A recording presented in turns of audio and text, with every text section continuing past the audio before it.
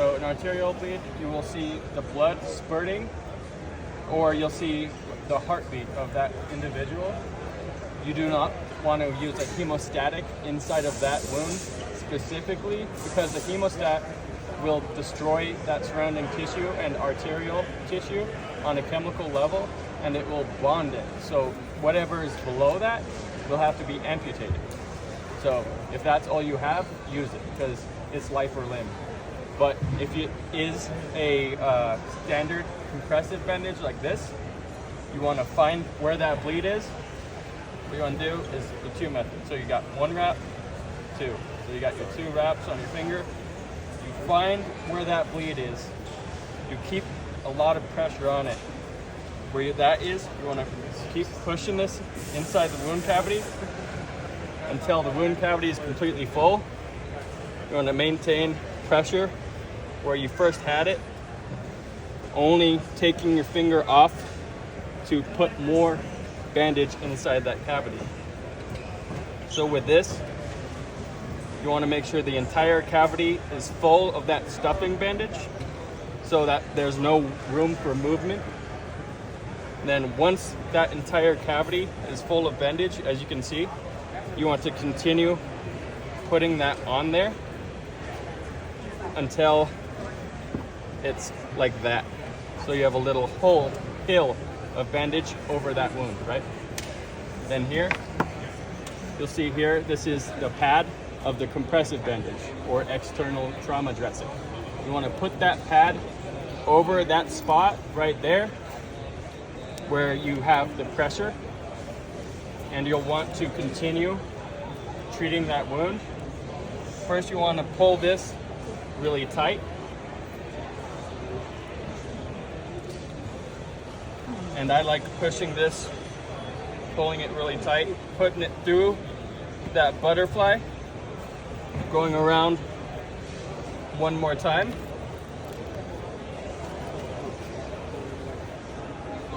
Keeping pressure on that wound, like that. Then you go through that butterfly again, but instead of continuing in the same direction, you're gonna put even more pressure on that wound by going back over the other way. So once you have that back over the other way, I like to call it the 1-2-3 method. So 1, 2, 3, you go on the bottom underneath the primary area where there won't be any dirt or other debris getting inside of that treated wound. Then you'll go back over the middle, keeping pressure on that strap and that bottom part. And then you'll want to go over the top so that there isn't any dirt or shrapnel or any other debris getting in that wound cavity. Then you want to go back over the middle again, completely covering the area that you had. Then you want to find that middle strap, that middle casing here, and you want to put your bandage through and through again. And then you have your cavity that has a stuffing bandage inside of it and the compressive wrap covering it. So that is how you treat a arterial bleed or a deep tissue bleed. If it's just a soft tissue bleed, then you don't have to worry about it. It'll bleed consistently, but there won't be like a puddle. But if you're in a situation, we like to call it the red zone, yellow zone, or green zone. Green zone means you're not getting hit by artillery, small arms fire, kamikaze drones, rockets, any of that stuff. Yellow zone means it's indirect fire, so it's random areas that are getting affected by artillery or rockets, stuff like that. In the red zone, grenades, small arms fire, all of that fun stuff. So if you're in the red zone and you don't have time to do the stuffing bandage and the compressive bandage, what you want to do is just throw a tourniquet on that person. So with the tourniquet, act like their foot's here and the wound's here. Look, act like the foot's down here and the wound's here. You brought the tourniquet up past their wound. What you want to do is the 4-finger roll. I like to call it 4-finger because that's roughly 3 inches above the wound. So that way, when you apply the tourniquet,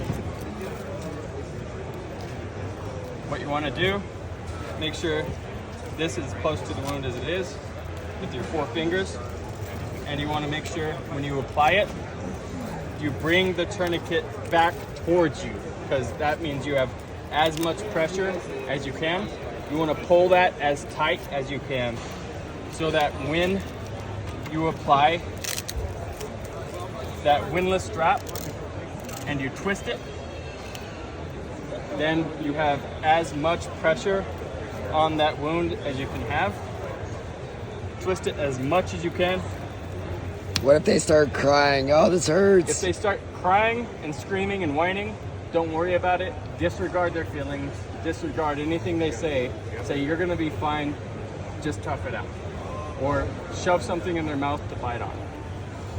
And then, because it will hurt. If you have enough It strap does hurt. to go around the actual windlass twist, you wanna wrap it around that and put it back on.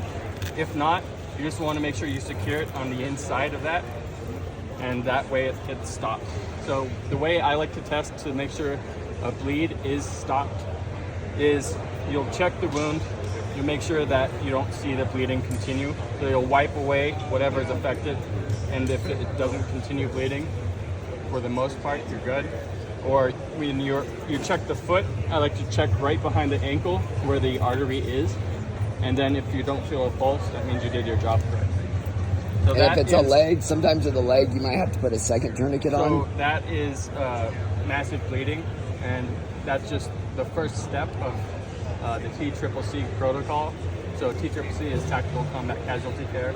You use the MARCH protocol, which is massive bleeding, airway, respiration, circulation, and hypothermia.